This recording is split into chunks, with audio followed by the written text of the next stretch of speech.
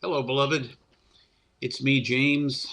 I make it my habit to come to you once a week live on Tuesdays at noon, and then the same is rebroadcast as a podcast, the Infinitely Precious podcast, at 3 o'clock on Tuesdays. So you just have an audio, and then I produce a second podcast on Fridays where I share some thoughts, usually about 10 minutes or so.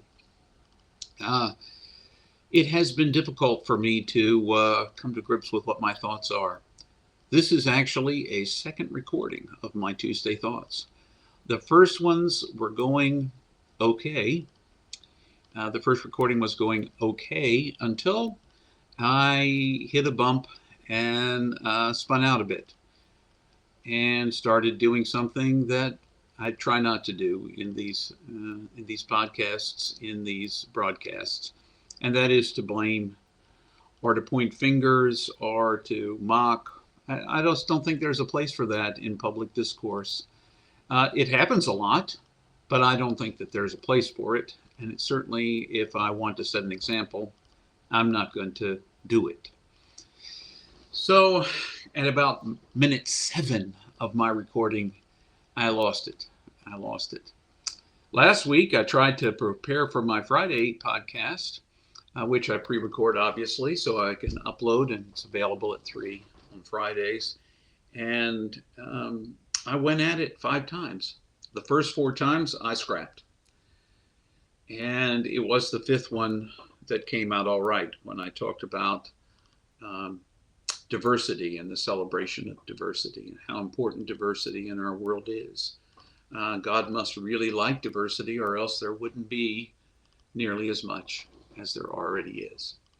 But I digress. You can listen to that if you want to on the Infinitely Precious podcast, my Friday episode.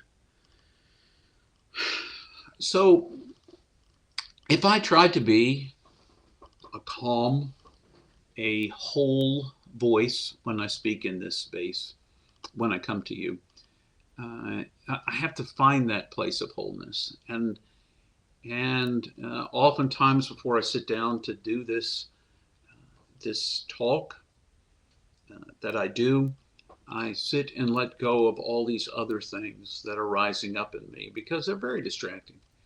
But last week there was a lot of chaos going on, and in the midst of all of that chaos, I just couldn't bring a place of calm.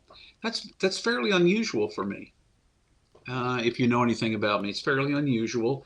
I have a meditation centering prayer practice, a journaling practice that helps me empty myself, let go of my thoughts and feelings, which are not me, and then be as fully present as I can in the moment. And I've been practicing that for 13 years. But there's a lot of chaos in the world right now, and I'm going to name it. That's the best I can do. There's a lot of chaos in the world right now. There's a lot of information and disinformation coming out of various sources, and has been for the last couple of weeks. And a lot of people have been dehumanized, no matter what their immigration status is. We've blamed them, we've blamed diversity, and we live in that kind of a world where blame is. There don't seem to be a lot of people interested in solving some of the problems, but they sure seem quick to tell you who's to blame, whose fault it is. I want to suggest to you that there are some things that we can do. There are things that I can do and am trying to do in the midst of this world. I first of all try to name the thing that's coming up in me. When I start to feel the chaos rising, apart from the time when I'm in my centering prayer and meditation time, when I'm journaling, oftentimes I'll try to pull out the journal so I can write down what's going on, and eventually it becomes clear to me where what's going on is coming from. So naming it is a really good place to begin. And then if you have named the thing that is making you feel even more out of control than you might feel normally, I encourage you to do what I just did. I took a breath in the midst of the chaos, and I tried to bring myself back to this moment. Often the feeling of being overwhelmed comes from my borrowing anxiety from a future that is not yet in existence, or bringing and dragging a chain of regret from the past that I didn't do something more or didn't do something differently. I carry those pieces around. But I can't do anything about what's going on in the past, and the only thing I can do about the future is whatever I do right now, because I only have now. So I begin by naming what's going on. I breathe into myself, and as I name that thing, oftentimes I find myself getting a little agitated. I can feel the tightness within. And as I name that which is causing me consternation, anxiety, uncertainty, in this case, chaos, I try to breathe and slow down, my heart. I try to slow down my breathing. I try to calm myself into this moment, because I have discovered for myself, you may have discovered the same thing, that reactivity, just jumping around based on whatever is happening at any given moment, doesn't help anything. In fact, if it does anything, it drives me a little bit further along the edge, and my response is not a response, it's a reaction. It's a knee-jerk reaction. So begin by naming, and after you've named it, breathe through it, decide if there is something you can do about it. Is there a response that is appropriate, that is part of what you're called to do? One of the things I find a lot of folks do, and sometimes it's me, I've reacted.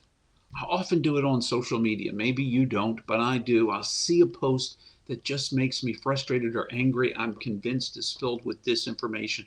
So I just spew some stuff. Sometimes I just take a breath and I try to spew only facts, which only makes somebody who's spewing falsehoods even more angry, more certain, and you become the object of trolling and all sorts of other kinds of things. So I let those things go. I let those things go. I keep trying to. Because when you react, when you just put down whatever comes to your mind, you just add to the noise. I just add to the noise.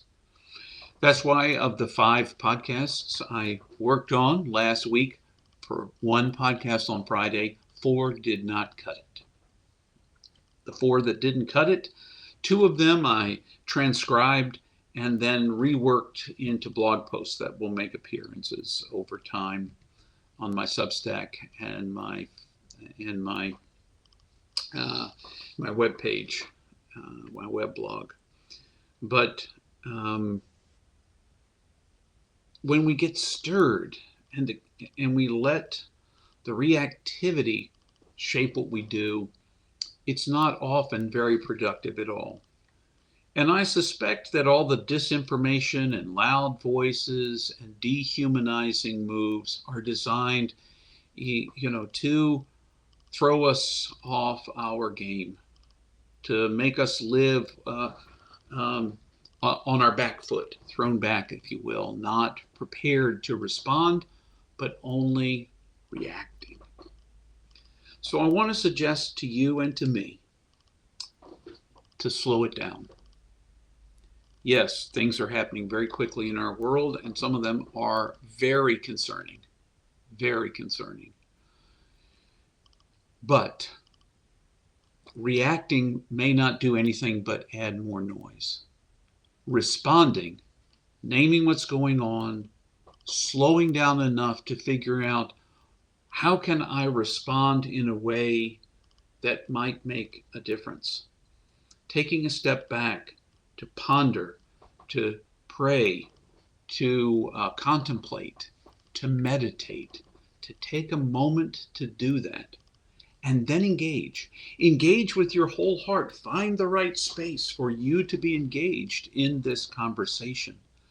But just stirring up more noise, I don't find it's very helpful.